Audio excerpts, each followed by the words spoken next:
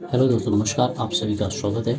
आज हमारे प्रश्नावली 3.1 का दूसरा प्रश्न देखिए। क्या कहता है कि अनुपातों a1/a2, b1/b2 और c1/c2 की तुलना कर ज्ञात कीजिए। तुलना करनी, फिर हमें ज्ञात करना है। क्या देखो कि निम्न समीकरण, नीचे जो समीकरण दे रखा है, इसकी जो रेखाएं होगी एक बिंदु पर प्रतिच्छेद करती है या समांतर है या फिर संपाती। देखो, प्रतिच्छेद, समांतर, संपाती मैं आपको एकदम परफेक्टली बताऊंगा। इन सब के लिए आप, मैं सबसे पहले एक कहानी बता रहा हूँ, आप अच्छे से देखिएगा। सबसे पहले आपको एक चीज़ देखना है, देखिएगा कि मैं जो लिखा रहा हूँ वो चीज़ देख लेना, आप अपने नोटबुक में नोट कर देना कि जब a1/a2, a1/a2,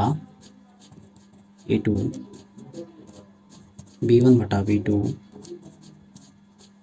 और c1/c2, जब इसमें पहली ही संख्या बराबर नहीं हो, जब समीकरण को हम रखेंगे इसमें a1/a2, b1/b2 और c1/c2 में जब पहली ही संख्या बराबर नहीं हो, तब ये होती है हमारे प्रतिच्छेदी। कौन सी होती है? प्रतिच्छेदी। मैं आपको बताऊंगा प्रतिच्छेदी कहते किसे है, तब हमारे होती है ये प्रतिच्छेदी।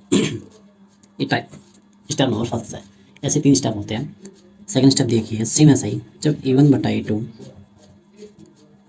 b1/b2 बराबर c1/c2, c2 है, इसमें जब लास्ट वाली संख्या बराबर नहीं होती है, देखो पहले तो पहली बराबर नहीं होती है तब प्रतिच्छेदी, फिर पहली तो बराबर आ जाए a1a2, b1b2 तो, और c1c2 जब ये बराबर वाली नहीं आए तो ये होती है हमारे समानांतर। क्या होती है?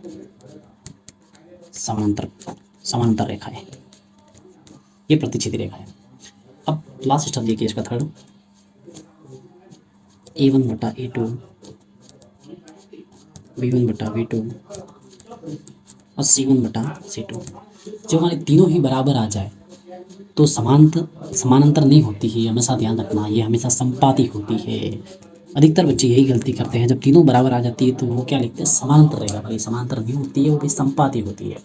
तो ये आप ध्यान रखिए। अब देखो मैं इसमें समीकरण करता हूँ, अब हम सॉल्व करते हैं। मैंने बता दिया कि पहला बराबर नहीं हो तो प्रतिच्छेदी होता है, और जब दूसरा लास्ट वाला बराबर नहीं हो तो समांतर होता है, और तीनों बराबर हो तो संपाती होता है।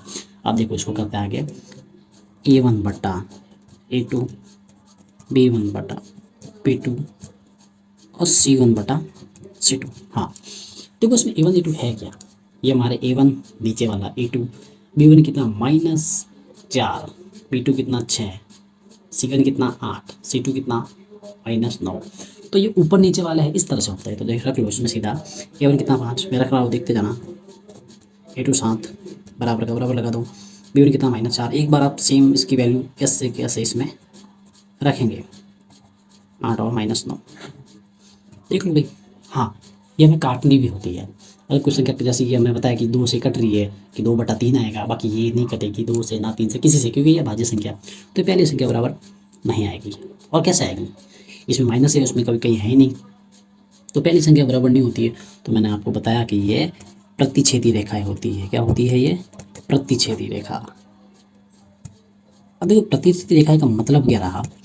ये प्रश्न ये पूछता है कि ये समीकरण को जब सॉल्व करेंगे, हमारा ग्राफ जब बनेगा, तो प्रतिच्छेदी का मतलब आपके ग्राफ किस तरह से बनेगा। मैं आपको ग्राफ बताऊँ। प्रतिच्छेदी का मतलब ये रहा कि आपके ग्राफ ऐसी, इस तरह से में ग्राफ, ऐसा कोई ग्राफ कटेगा, कहीं ना कहीं आपका ग्राफ कटेगा, वो तो होता है प्रतिच्छेदी।